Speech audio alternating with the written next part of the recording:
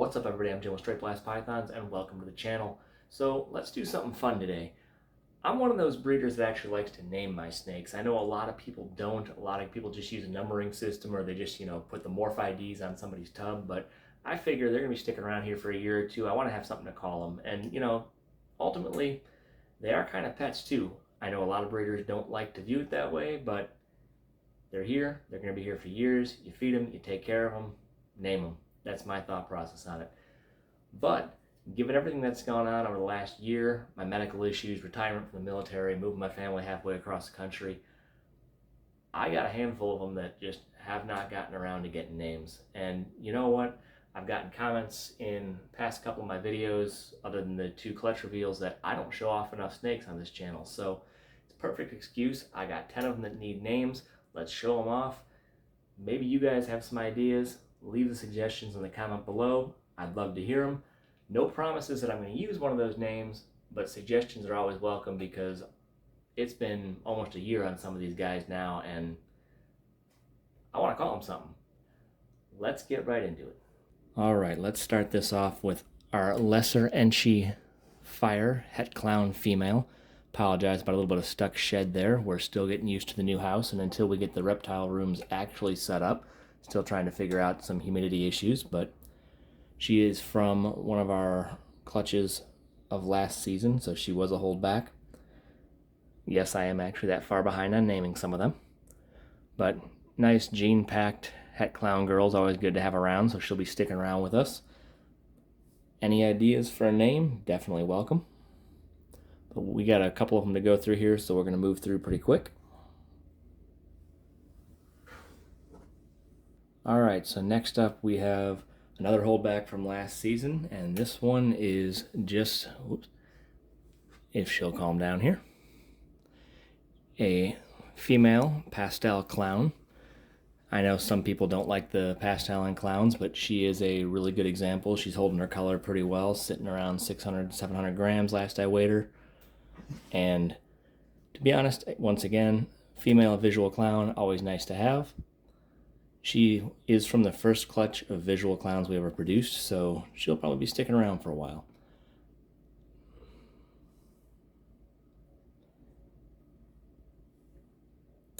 All right, moving on. So changing it up, let's get away from the clown stuff for just a second and go with a non-recessive girl. Sit still.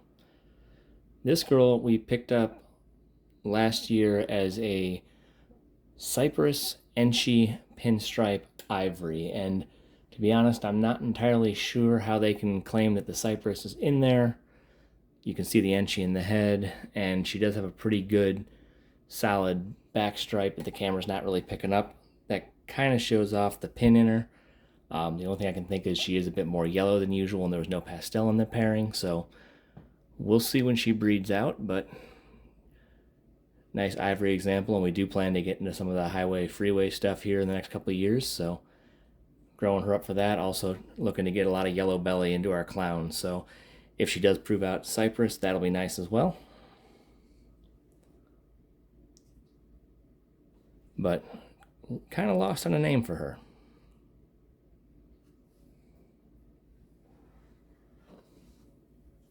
All right, let's show off a male or two and kind of move to something a little more high-end. But this guy is our black pastel banana hypo clown. Once he gets a little more size on him, I'm hoping for him to be one of our main breeders going into this next season. He's got another 100 or so grams to go, but no name thoughts for him yet.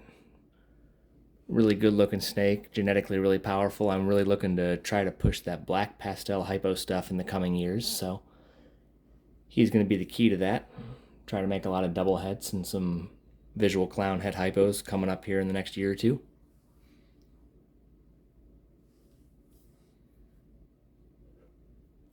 Get back here, dude. Then along with him, our other double visual male is our Hypo G-Stripe. It's not the most friendly out of all the snakes we have. A little snappy, but I think he's really good looking. He's really, really good example of both a G-stripe that gives some pattern off and the hypogene. So I'm really looking forward to using him to really push that project forward, eventually move the two into the... Really looking forward to using him to push that Hypo G-stripe project and eventually merge it with the Hypo Clown. Yep, perfect example of his attitude, but good looking boy, still needs a name. He's sizing up this camera pretty good too, but alright, we won't stress him out too much. We'll move on some more.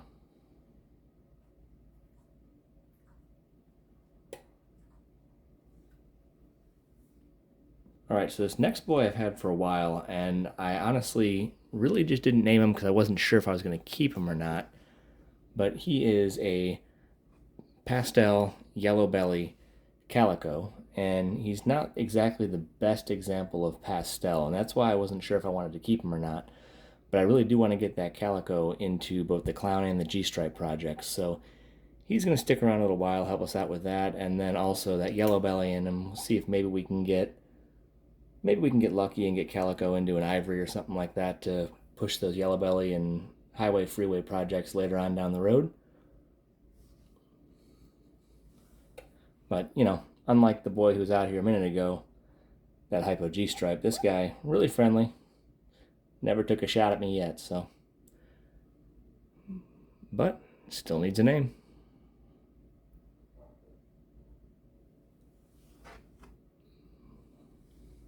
Alright, so this girl's probably not going to want to sit still. She's usually a little jumpy. Really not wanting to get bit. But she is a Super Enchi, 100% Het for Sunset. We picked her up as part of a trade.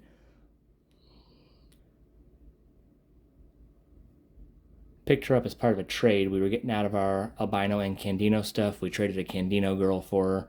I'm not 100% sure that I trust the Het Sunset part, but we are going to pair her to a known 100% Het Sunset and try to prove her out this upcoming season. You know, if she doesn't prove out, still never hurts to have a Super Enchi around.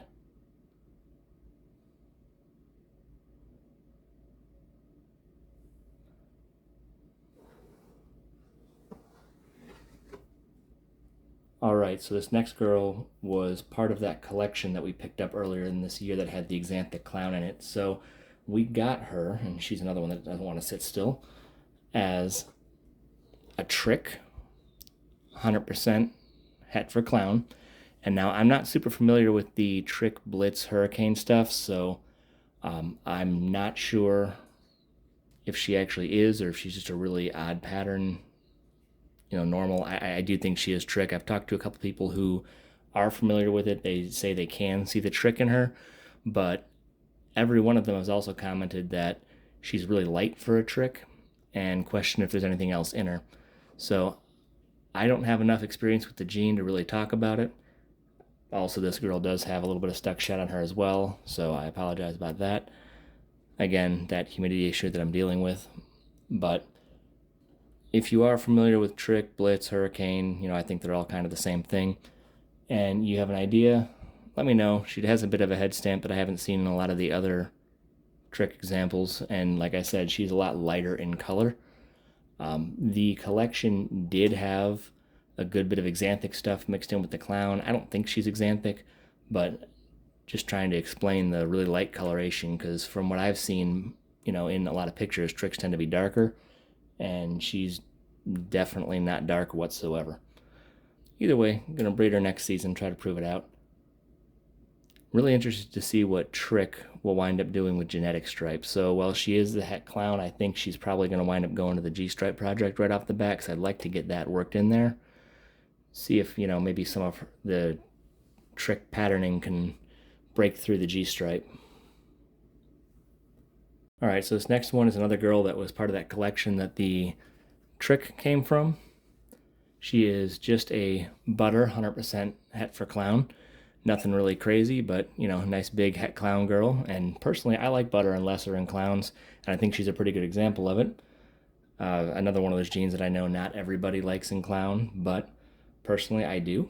So not going to complain about having another big het clown girl around. I say big, you know, she's not huge, but she's a good 17, 1800 grams, so decent size. She'll stick around for a while.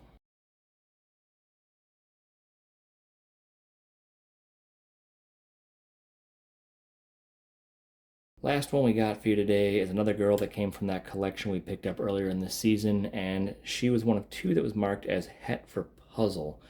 She's also a pretty good example of pastel, so pastel 100% het for puzzle.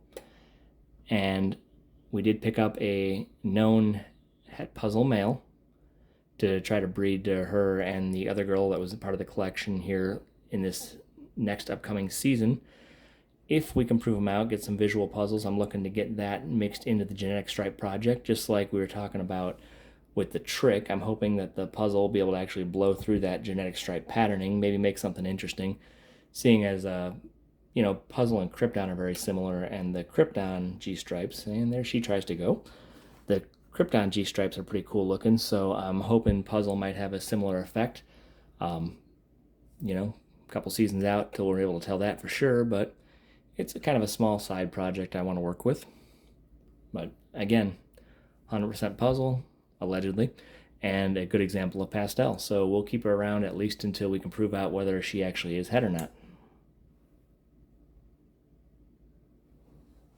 Alright, so that's it. 10 animals I need help with names for, ranging from single gene hets to double recessive with codom stacked on top of it. Any suggestions you have, I appreciate it. Go ahead and leave them in the comments down below, and I'll see you next time.